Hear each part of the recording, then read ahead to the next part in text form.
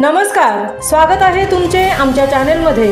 आवाज महामुंबईचा, शोध बातमीचा, कौल मनाचा। चला तर मग आमचे चॅनल शेअर करा, लाईक करा आणि सबस्क्राइब करा। धन्यवाद। जरीमरी देवी मंदिरातील चोरी प्रकरणी आरोपी ताब्यात। शहरातील जरीमरी देवी मंदिर येथे अज्ञात चोरट्यांनी चोरी करून तेथील दानपेटीतील रोख रक्कम लंपास केली होती। या प्रकरणी पनवेल शहर पोलिसांनी एका आरोपीला ताब्यात घेतले आहे।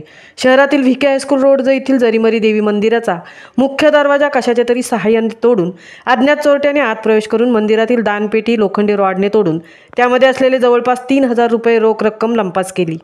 सदर बाब ही सीसीटीव्ही कॅमेऱ्यामध्ये कैद झाली आहे। याबाबतची तक्रार पनवेल शहर पोलीस ठाण्यात करण्यात आली होती। वरिष्ठ पोलीस निरीक्षक नितीन ठाकरे यांच्या मार्गदर्शनाखाली गुन्हे शाखेचे पथक यांनी अधिक शोध घेत असताना त्यांनी सीसीटीव्ही कॅमेरा फुटेज व गुप्त बातमीद्वारे आरोपी आकाश चरण वय वर्ष 32 राहणार पनवेल याला ताब्यात घेतले आहे। आवाज महामुंबईचा चॅनेलसाठी संजय कदमसह तृप्ती भोईर, पनवेल।